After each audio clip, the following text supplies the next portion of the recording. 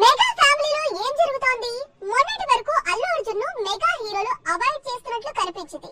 కానీ ఇప్పుడు ఐకాన్ పై direct war కు రెడీ అవుతున్నారు.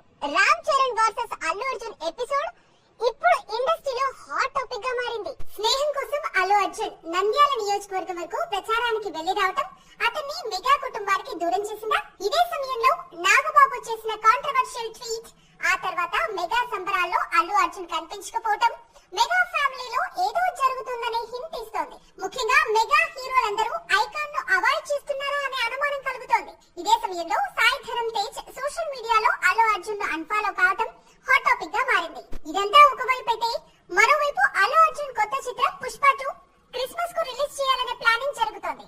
2021 డిసెంబర్ లో రిలీజ్ అయిన పుష్ప 1 సంచలన విజయం సాధించింది. ఇప్పుడు అదే సెంటిమెంట్ ను రిపీట్ చేస్తూ పుష్ప సీక్వెల్ ను ఏడాది క్రిస్మస్ సీజన్ లో రిలీజ్ చేసేందుకు సుకుమార్ అండ్ టీమ్ ట్రై చేస్తోంది. ఇప్పుడు ఇదే సీజన్ లో రామ్ చరణ్ కొత్త చిత్రం గేమ్ చేంజర్ రిలీజ్ కు రెడీ అవుతుందట. అదే నిజమైతే క్రిస్మస్ సీజన్ లో మెగా హీరోల మధ్య బాక్స్ ఆఫీస్ యుద్ధం జరగనుందా అనేది ఇప్పుడు ఆసక్తికరంగా మారింది. రామ్ చరణ్ అల్లు అర్జున్ మధ్య కలెక్షన్ వార్ జరిగితే మెగా వార్ పీక్స్ కు చేరుకోవటం ఖాయం. అయితే మెగా వార్ జరగాలా వద్దా అనేది డైరెక్టర్ శంకర్ చేతిలో ఉందట. శంకర్ ఓకే అంటే